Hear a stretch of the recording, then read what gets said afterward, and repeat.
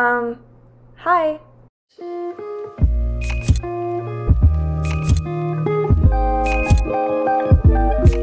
I don't even know how to act right now. I feel like I'm walking around like giddy with a secret, like I know something you don't know, looking over my shoulder, waiting for someone to rob me, because for some reason, I have been entrusted with this. This has been bestowed upon me. An arc for Magnolia Parks Into the Dark. You guys know, if you've watched me at all, Magnolia Parks is my favorite series to ever exist. I have talked ad nauseum about it, so I won't go into a full spiel here, but I get book PR here and there from some different publishing houses. I have been on a list for Jessa Hastings. I've gotten like the new paperbacks that have come out with the shoes on them, which is very nice. I appreciate it very much. But the last thing that I expected was a full month or more, like 5 weeks before this book that has been my most highly anticipated read for what feels like 8 months, a year. I don't even know. It's been so long. It feels like it's been so long since Daisy Hates came out, and I've been waiting for this book. And it just like showed up in my inbox one day. I was just like a nice little email, and I like read it kind of quickly, and then I was like, wait, oh, download an arc, download it now. Here it is. It's for you. Screamed a little, downloaded it on my Kindle, honestly, like opened it, went to the first page, made sure that it was real, and then I kind of like threw my Kindle across the room and just like paced back and forth for a while. And to be honest, it's been about 3 weeks since then, because this is what I do, okay? Maybe you guys will relate to this, maybe you won't. When I am like really excited about something, I almost like can't let myself have it right away. I kind of have to like sit on it and wait. Like when Daisy Hates the Great Undoing came out, I waited like 7 months to read it because I was so excited. It almost like makes me nervous. It like gives me anxiety, especially when it comes to this series. I've talked about it before. I don't know what I'm gonna do with myself when this series finishes. I feel like this is my friend group. I feel like I know all of them. I've never felt so close to a cast of characters, and I'm just like, every time I don't have one of the books like waiting for me, I feel lost. I feel like I need it there for a rainy day. And so that's how I felt about Daisy Hates the Great Undoing, but I finally read it, and yeah, I was just sitting here on the couch like staring at my ceiling, not knowing what to do with myself afterwards. And now I have another one, and I'm just like afraid. I'm a little afraid. Daisy Hates the Great Undoing left off, and also Magnolia Parks The Long Way Home, because you know they kind of follow the same storyline. They both left with like a big cliffhanger of there's so many things that can happen, so many avenues that can be taken, so many questions unanswered. Like I don't know where this is gonna go, and I don't know that I'm ready for it, but I have to be ready for it now. It is the beginning of February. This book is coming out in like 2 weeks, and I have to read it. I have to know what happens. I can't wait any longer. So that is what we are doing here. Also, I kind of purposely wanted to wait a little bit because I knew if I read this like too early on and I couldn't talk to other people about it, I was gonna go insane. So we're gonna do a fun little reading vlog situation with this book where I just want you guys to read this with me. So as I'm reading it, I'm gonna stop like at the beginning. I'm gonna tell you like, okay, I'm on this chapter, so that you can kind of like read along with me and we can kind of have a little book club moment. So nothing is going to be spoiled for you if you follow that path. If you do what I say. If you don't, that's going to be very spoiled for you, because I'm giving full spoilers in this video. I want to talk about it. I want to give all my thoughts unfiltered. I don't want to have to like tiptoe around anything. So I want to talk everything in extensive detail. So if you're gonna read along with me, just don't go to the next clip until you are at the point in the book that I am at. So that is what we were doing. I am literally sweating. I'm sweating a little bit. I'm stressed out. I don't know what to do. Draco, help me. What are we going to do? Julian Hates is everything to me. Are Magnolia and BJ gonna get married? Are things gonna go right? I mean, surely they're gonna get married, but like, what's happened to Bridget? Like, where are Daisy and Julian? Like, what's Christian up to? I want to know more about the Henry and the Jonah and the Tara Sachs moment of it all. Like, Tom England, bro, where are you at? There's just so much to know, and I'm not ready. So yeah. I'm just gonna start, and when I come back, I'll tell you how far I've gotten. Oh God, This is gonna be a roller coaster. Okay, hello guys. I just finished chapter 10. I am 15-ish% in, and I got a lot of the questions that I had answered. I wasn't sure like where this book was gonna start out, like in the timeline of it all, you know, how it was gonna fit. And I was a little confused when it started because obviously we know that the last Magnolia Parks book ended on like a really big cliffhanger. So I was like, are we gonna pick up right where we left off? But we didn't. Like, it started and the beginning seemed very sort of happy. It was like Magnolia and Henry were hanging out together and it just seemed like a normal sort of like get together. And I was like, wait, what happened to Bridget? Like, what happened? And so we know, or we learned very quickly that it jumped forward quite a bit of time. And it does get confirmed that, you know, Bridget is in fact dead, which I think was obvious, but I just, you know, in my mind, when it comes to a book, like if it isn't explicitly stated that like someone is dead, I usually think like they're not dead, but alas, she is dead. So the beginning of this book so far, honestly, in the first 10 chapters, not a lot has really happened. It's just kind of like Magnolia grieving Bridget, because of course she's grieving Bridget. She was her sister and like her best friend, and she's really going through it without her. I mean, as to be freaking expected. It was a very traumatic, sudden event, and you know, we're preparing for her and BJ's wedding. That's coming up, and that's another thing that it just makes it even harder now that Bridget's not around for that, and she's just dealing with a lot of struggles. It was mentioned like earlier in the series, it's made pretty obvious that Magnolia has struggled with like having eating disorders. It's mentioned very often that like, oh, she eats like a bird and whatever, but and I think it was explicitly mentioned too in one of the books, but that you can kind of see she's gotten very paranoid about health because Bridget obviously like suddenly had a brain aneurysm and passed away, and so she's gotten very like nervous about things that she's eating, the things that BJ is eating. Like, you can tell she's really stressed about his health, like she's afraid to lose him, which all makes sense, but she's really like not eating, and BJ's noticing, and that's a lot of like what's kind of happening in the beginning of the book, which is a very like heavy and kind of triggering topic, I'm sure, obviously for a lot of people. So that's going on, and then at the same time, we kind of, the only update that we have on like the Daisy situation is that nobody's heard from her. Like, it's been months and months, and the minute that her and Julian got on that plane, left, like nobody's heard a word. Christian just like is obviously very kind of heartbroken over it. Like, we don't really see a lot of him, at least so far, but you can tell it's like something that he doesn't even want to talk about because he just is so like distraught. I mean, she up and left and he hasn't heard anything, and there was mention that Romeo is where they are at, so that's a whole thing. And then we also got the drama between Tara, Henry, and Jonah. That came up very quickly again.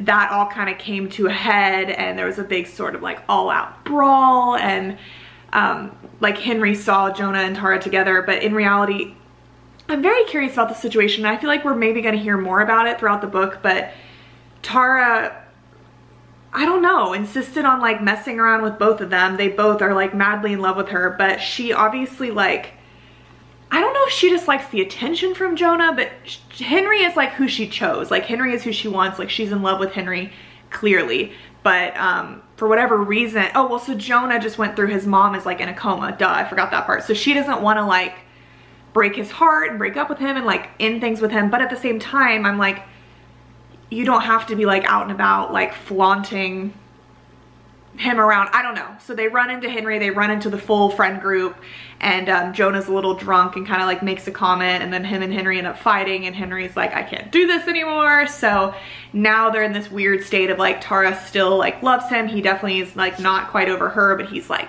hooking up with other people to kind of like numb the pain or whatever. And Tara's trying to like move on, but they obviously still want each other, so I don't know what's gonna happen with that. But that's pretty much what's happened so far. And my thoughts initially, it's so interesting, and I mean, again, I'm only 15% in, and you guys know I love this series, I love this world, I love the whole friend group, I love, you know, how the timelines jump back and forth, but I think I just can confirm at this point for sure. I mean, I've always known this, but like at the end of the day, like I'm if I'm choosing like my fighter, like I'm a Daisy Hates girl. Like the Daisy Hates books just are superior for me. I think people really have like one or the other that they prefer. I feel like if you like this series, you like all the books, but like I love the Daisy books. I love Daisy. I love being in Daisy's head, and I love Julian, obviously, and I love Christian. I love Christian so much. So even just in these first like 10 chapters for 15%, like not hearing from Christian, like he's there and he's around, but I'm like, I want to be inside your head. Like I miss him, and I miss Daisy, and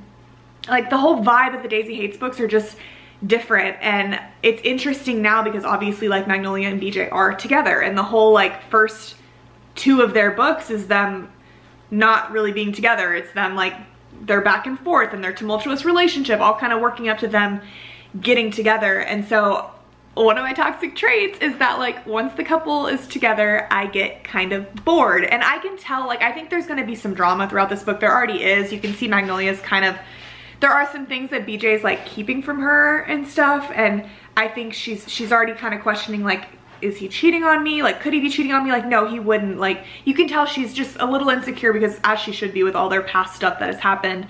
I have a feeling there's going to be some fallout and some drama between them. I'm sure that we'll get that, but you know, they are like together. So I am kind of thinking in my mind, like, what's gonna happen in this book? Like, what is gonna be the story? Like, I know these books don't really have too much of a plot in general. They're very like character driven stories, but I'm just curious to see what happens. And another thing I just want to talk about, which I think is really, really funny, this is obviously an arc, and it says right on it like uncorrected proof. And I've had arcs before, and usually like I feel when it says uncorrected proof, like you can expect to find like a handful of typos, you know? It just means like, okay, it's gonna get like one more read through before it goes. Like, don't, you know, just preparing you. It's probably not perfect. There's probably a typo or two. But in this book, like, you know how when Magnolia, like in the Magnolia Parks book, she's obsessed with fashion. So she's always like, I walk into the room and I'm wearing my Miu Miu outfit from the 2017 runway show in Paris, and my periwinkle Louboutins, and my blah blah blah blah, and she like rattles off like everybody's fashion to like such an extensive, specific degree. I have always thought that that was like so interesting, and I was like, how does Jessa like come up with all this? Like, that is just so much. I'm like, does she just have all of this knowledge in her head? Like, she's obviously very passionate about fashion. I'm like, does she just have all of this in her head, or like, how is she doing this?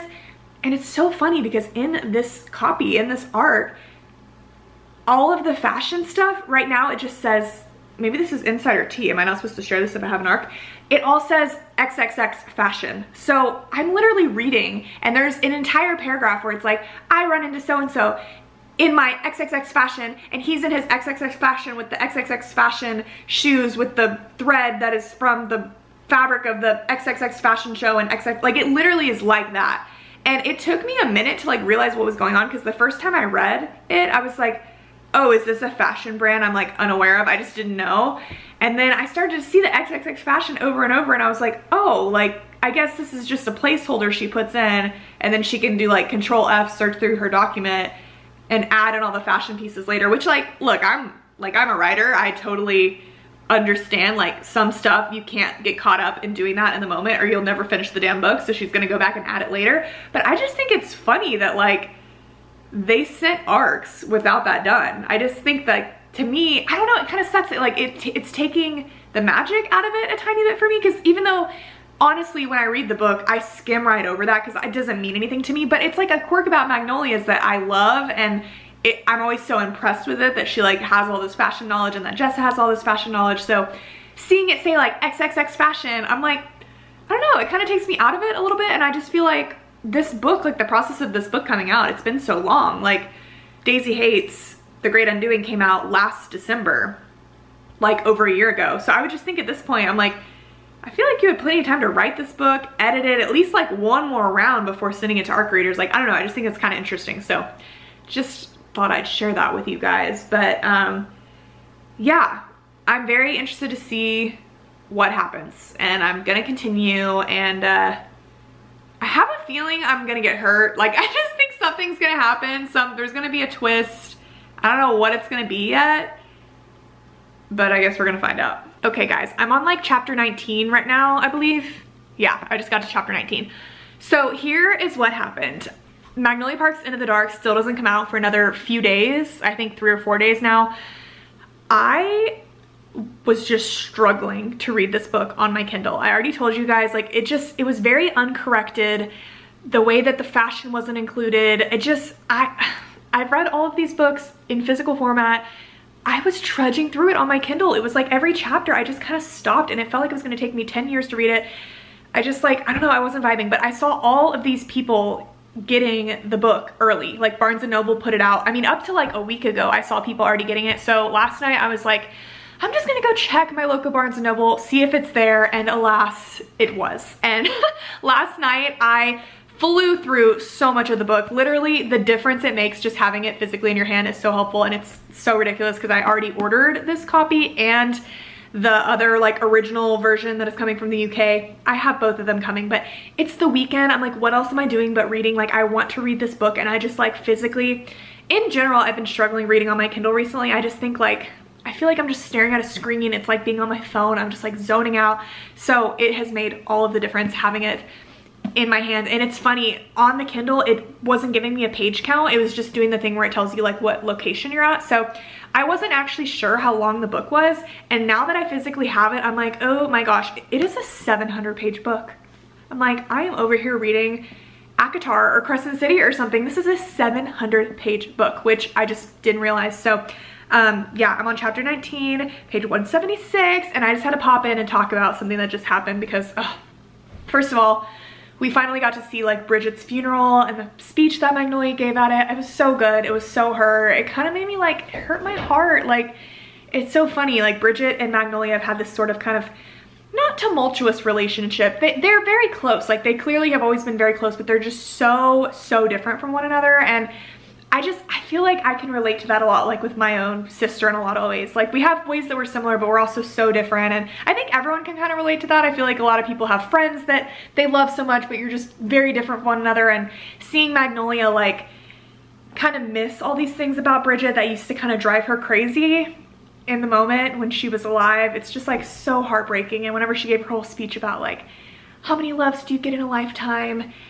And she's like, I've gotten 2, like BJ and my sister, and her sister's gone. I'm just like, fuck, that's so sad. It's so sad. But this part just happened where the full box set they were in Monaco together, like on a vacation. And they ran into freaking Paley and Perry. And the internal cringe I was having at this part, because, I mean, we know because BJ cheated on Magnolia with Paley, the two of them have basically like been pushed out of like London's social circle now, because obviously like the friends are not friends with them anymore, and because like Magnolia doesn't talk to them, she kind of sets the precedent for a lot of people in high society. So they've been kind of like isolated, I guess. You got a hint of that, I think, in like, I'm trying to remember what book it was. Maybe it was The Long Way Home or something, that you kind of, I think they ran into Paley. I think it was The Long Way Home. I think Magnolia and BJ ran into Paley, and it was just like a quick, they just went past each other, but they ran into them at this place in Monaco, and BJ's like, you know what, look, like I'm tired of this. We just need to like be done with this. We need closure. So he like wants to go talk to Paley, and as soon as he like pulled her aside, which look, like in some sense, like you have to feel, no you don't. I was gonna say you have to feel bad for Paley. I think that we can all kind of relate in some way or another to being around a person in your life that just feels like they've gotten everything, you know? Like I feel like we've all kind of had a friend that just like, every guy is just attracted to them, and like everybody just wants them, and you know, of course every girl is in love. I'm sorry, my cat is insistent on eating her food right now, as she always does whenever I am talking on camera. I think we've all kind of been around a girl that just gets like anything she wants, or like any guy that she wants, like they just all want her. And so everybody loves BJ. Like it's been made so obvious that like BJ is the golden boy, like every girl is in love with him. And so obviously Paley like has had, you know, feelings for him, even though like Magnolia and him, it's always been them. They've always been together. I'm not justifying her actions in any form or fashion. She was Magnolia's best friend. Her getting with her boyfriend, crazy, unforgivable. But you know, BJ in this sense like showed her this attention and gave it, like he initiated what happened between them. And so you can see that Paley like truly always liked him, and you know, he let her think that there was a chance by hooking up with her, and now he's trying to talk to her to give some closure, and she's trying to be like, BJ, I really think we could be great together, and no, like there was something between us that night. And I'm just like, ugh, I'm like cringing, because like, no bro, how can you be so delusional? Also, him and Magnolia, it's always been them, it's always gonna be them, and also like they're literally engaged, babes. Like they're engaged, that ship has sailed. Like what do you think he's gonna just be like, you know what, yeah, you're right, like let's be together, I changed my mind? Like clearly that's not gonna happen. And it was just so cringy to see that kind of scene play out, and then she like slaps him. It's just like, oh Lord. So that just happened. I just had to come on and talk about that moment, because it's like, you almost want to feel for her, but then you remember like, she's a terrible person. She cheated, you know, she messed around with her best friend's boyfriend. But at the same time, it's like, we have to think about too, so did BJ. Like BJ cheated on Magnolia with her best friend. Like how vile is that? I still like, everyone has their opinions, you know, everyone has like their guys in the Magnolia Parks universe that they love. And it's funny, I actually saw Jessa Hastings kind of ranting about this on multiple occasions now, because there's this big debate on like who Magnolia should be with and if she should be with Julian. And you guys know, like, Julian Hates is my favorite character in this world, like without a doubt. I love Julian, but I just think it's so obvious from the beginning, like Magnolia and BJ are like written in the stars, you know, even if they might not be good for each other all the time, like they're just meant to be like, that is her person, and that is who she's always going to want and who she's always going to choose and whatever. But Jessa has talked about how it's funny how people are they get so upset over thinking Magnolia should never forgive BJ and BJ's a horrible person and that she should be with Julian. And Jessa's like, do you guys forget that like Julian is a murderer? Like he's literally a criminal, he's a thief, he's a murderer. Like why is that forgivable? But like one act of infidelity, which we now kind of realize BJ has had a lot of struggles and issues, and that night he was in a really bad space, whatever.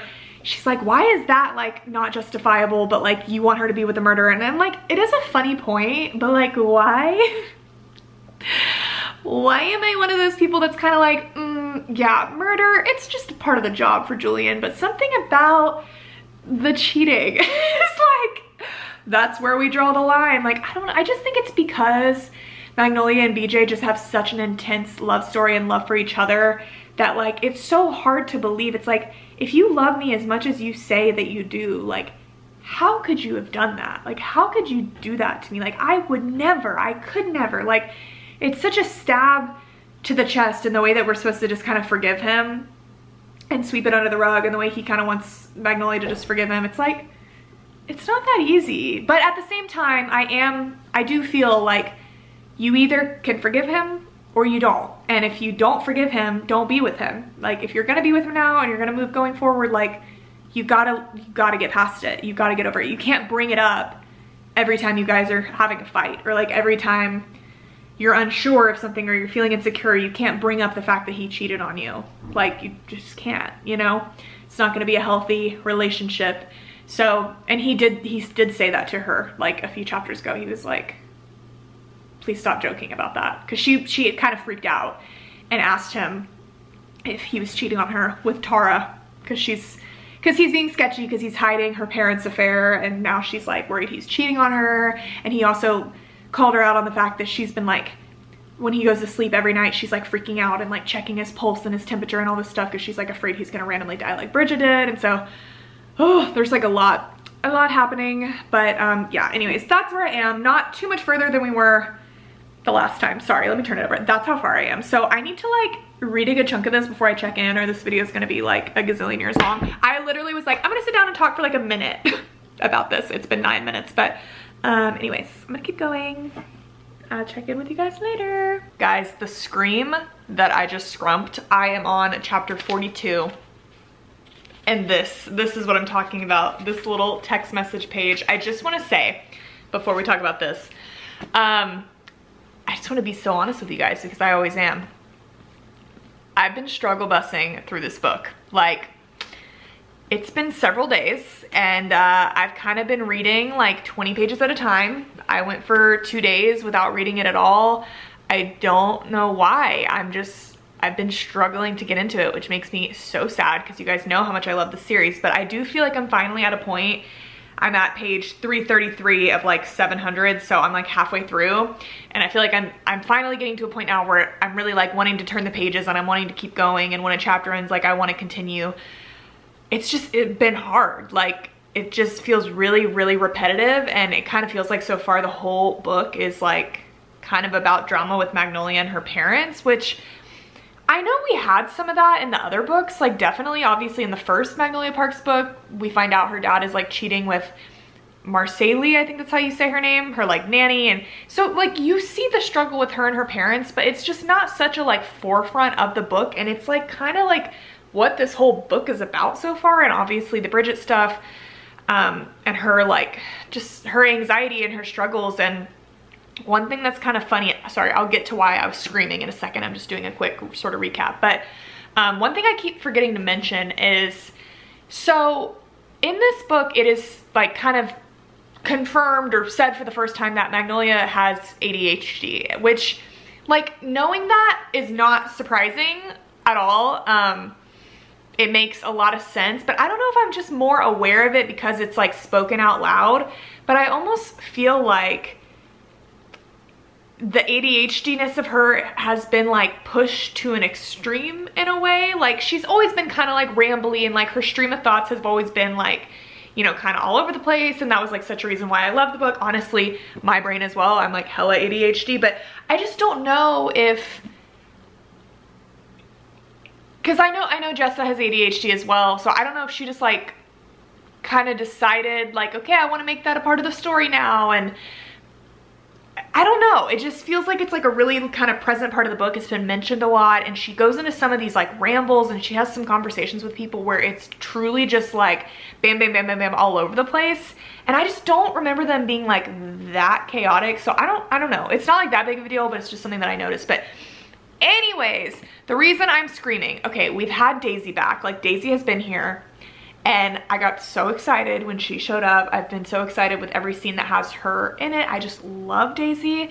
But Julian is back. And literally when we got to this text message page from Julian, hey Tiggs, I literally like had to close the book and kind of like throw it across the couch for a second because I was like, no, no, no, no. And then he says he's back and he wants to see Magnolia. And she's like, I'm engaged. And he says, can I see you? She says, I'm engaged. He says, I know. Can I see you? So they got stuff to talk about. I think we obviously know from the last book, from Daisy Hates the Great Undoing, that these people that made, you know, Magnolia and Bridget get into this accident were kind of coming after her to get at Julian. So I don't know if he's gonna somehow tell her that, because she still believes that like their family are not criminals. Like that's been brought up several times in this book, that like she just thinks that Julian is like an art stealer. Daisy's straight up trying to tell her like, Magnolia, like I've killed people before. And she's like, that's a weird thing to say, like stop saying that when like it's actually true. So I don't know if he's gonna tell her. I obviously, like in my head, I was kind of thinking this like the other day. I was like, this is the last Magnolia Parks book that we're gonna get in this story arc. So surely like we have to get some closure from Julian. Like it seems that he would have to come back into the story to kind of have their sort of arc finish out. But I just wasn't really thinking about that until the other day, and now he's back. So I'm just interested to see what kind of happens and what play. I mean, obviously like she's with BJ. She's clearly not like getting with Julian. Like Julian's just my favorite character, and like I've already said, he's not my favorite like for her. Like I totally understand why they are not together, but I'm just like happy that he's back in the story. So I just wanted to like check in right now because I don't know what's gonna happen, and I'm anticipating it, and I'm very excited. Okay guys, here's the thing. I finished the book, and the reason I have not checked in since the last time I checked in is because honestly, this reading experience has been all over the place for me. It has been about 2 weeks, I think, since that last clip. In total, it's taken me about a month to read this book. I have so many things to say about so many things. It's been so long, in fact, that my copy from the UK came in. The original collection from, I can't remember if I got this at Blackwell's or Waterstones, one of the two. We got the original collection still in the UK because they love us, unlike my US publishers. The shoes are not my favorite, but of all of the book covers, this one is my favorite. I love a good green couch, as you can tell. Anyways, this book is so fat. It's actually absurd. I have so many things to say. I think you guys can kind of tell from this video, this didn't quite go the way I thought it was going to. I physically can't hold this because it is too heavy. I've said it over and over, so excited for this book, and I'm not about to be super negative. I just have a lot of thoughts. So let's kind of get back to like where we started, or where we left off. So, you know, Julian was coming back. I got really excited about that. The chapter that followed that, Julian has my whole heart again for the 1000th time. I know it's not Magnolia's journey, I know, but that chapter, that scene, that really needed to happen, that closure with that, I'm glad we got it. It physically hurt me. It hurts me still how much I love that man. So I'm so excited to see what happens in his book. I know we're gonna see that scene again from his point of view, him admitting that like Magnolia is the only person he's ever loved, and not love in the present tense, because it's always gonna be in the present tense with her. I can't even speak because like that scene, I read it 2 weeks ago and still in my head I'm just like, oh my god, I adore him. I kind of hate Jessup for making me adore him so much, and for him to probably not get a happy ending. Like who knows what's gonna happen to him. I kind of feel like he might just go on living his life. I don't know that he's gonna get like a new love interest. Who knows? I'm not sure, but we have that happen, and then God, from there on out, like my reading experience, seriously, there were several days in a row where I read like 1 chapter, maybe 2 of this book, and then I had to kind of stop because I was like, okay, I'm gonna go do some other things and then I'll come back to it, and then I just was never interested in coming back to it. I had like a 4-day span where I didn't read at all, and then I kind of like binged for 100 pages, and then I didn't read for a couple more days, and then I read again, and finally the last like 130 pages last night I finished just like in one sitting, actually after I got this copy. And I have to say, like, getting this version in, getting the like original collection, it did improve the reading experience. I swear everyone's like, don't judge a book by its cover, cover doesn't matter, but it really does. Like, it's an experience, right? Like holding a book with a cover that just like does it justice. And then the font in this book is so much bigger. It was so much easier to read. All in all, like, these books are so much better, in my opinion. Teach their own. But yeah, once I got this in the mail, it really like motivated me. I was like, come on, finish it. And the last like 100 or so pages, I did end up like totally crying at the end of this book, because I don't know, for a while there I was just like, and I still kind of feel this way, I was like, this just wasn't what I thought it was going to be, number one. Number two, I've said it already, but I'm going to say it again, like, these books have never really been that much about the plot. Like, they've always been very character driven stories, but I think it took until getting to this book for me to realize how much of a plot the other books really did have, because of how little of one this had. Truly, the entire book is Magnolia grieving Bridget, which was so sad, and you know, we kind of see her going through it with that. Like, we've talked about her like eating disorder, her sort of like health anxiety that she has around it, her fear of abandonment, of losing BJ, of losing everyone, her, you know, still like not trusting BJ, wondering if he's cheating on her, her issues with her parents we see just repeatedly, God, to a point that I was nauseous. Literally,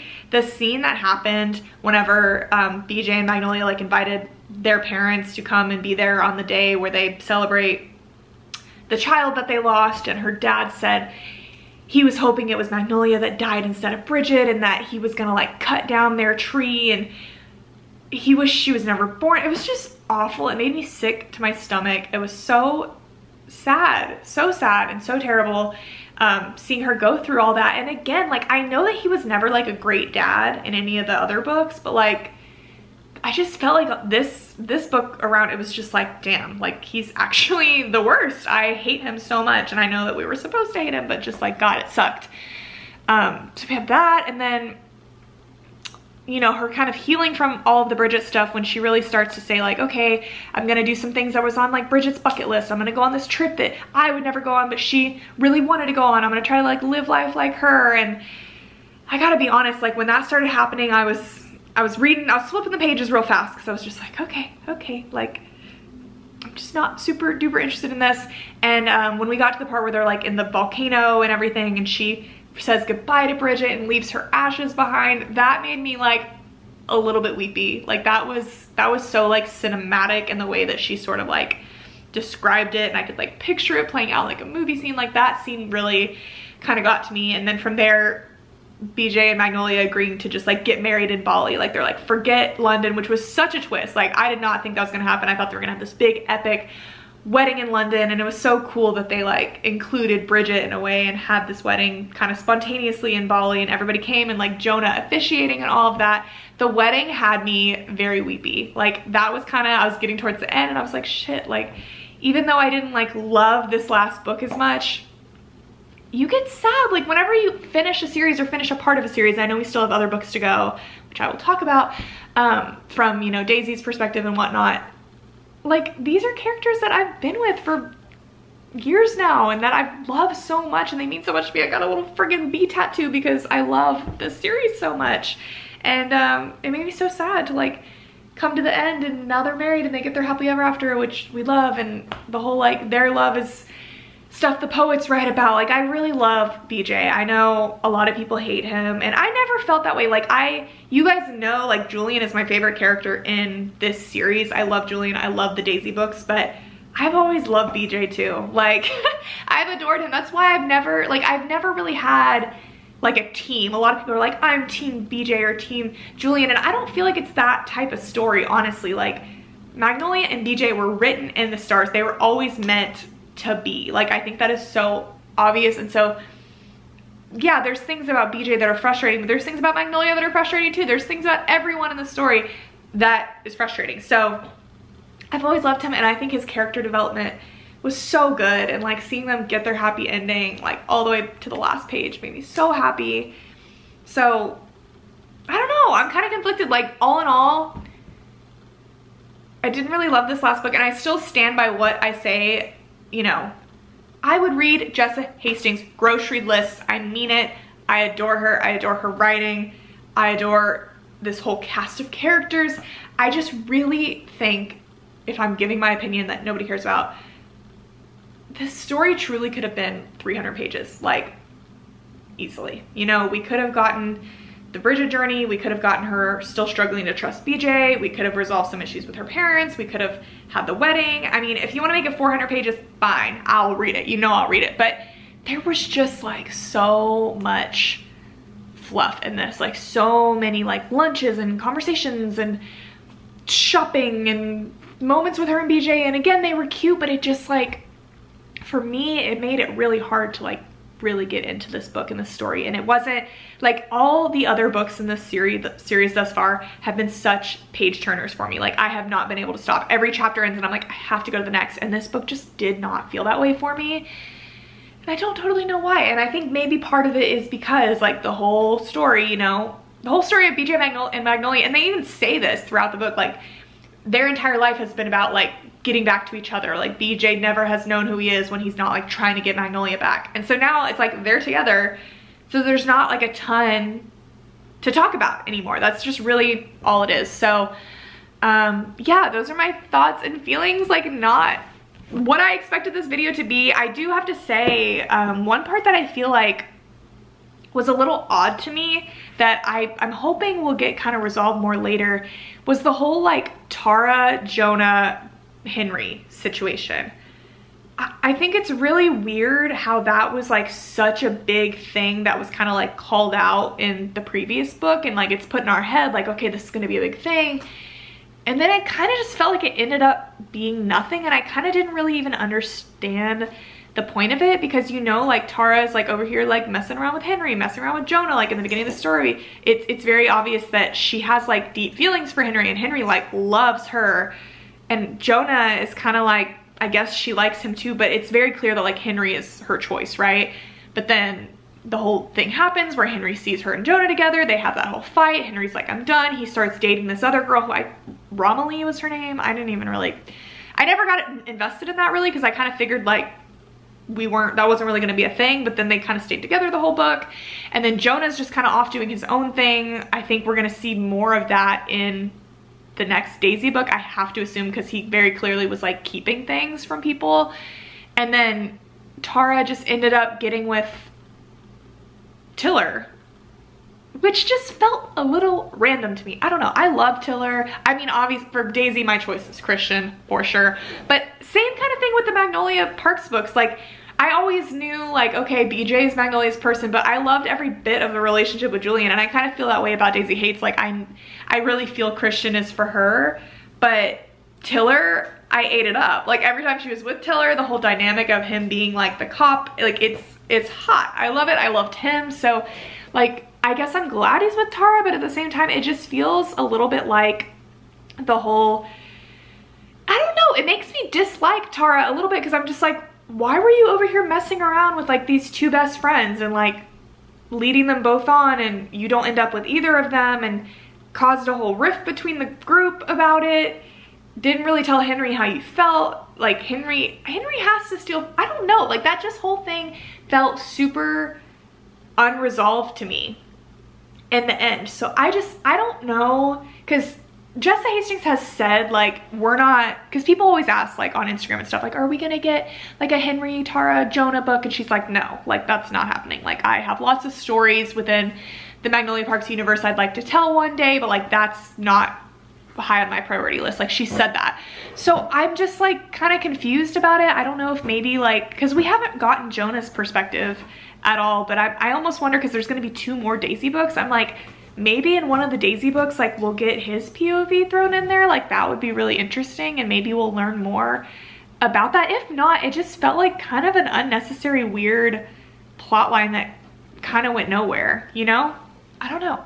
And I would love to get inside Henry's head. Like, he's kind of the only other character that we don't really see their POV, which maybe it doesn't really matter, because Henry doesn't add a ton to the story other than like he's Magnolia's best friend, he's BJ's brother, but like he doesn't really have like a lot happening with him that's like probably necessary to have his own POV. But at the same time, I'm like, I kind of want to read it. Like, I don't know. I just don't know. That was just one part to me that just felt a little bit weird and a little bit unresolved. And yeah, there's obviously more to Julian's story, more to Daisy's story. We got the whole stuff of she's back with Romeo. I think she obviously is pushing Christian away, probably because she's afraid. She thinks that he's gonna like get hurt.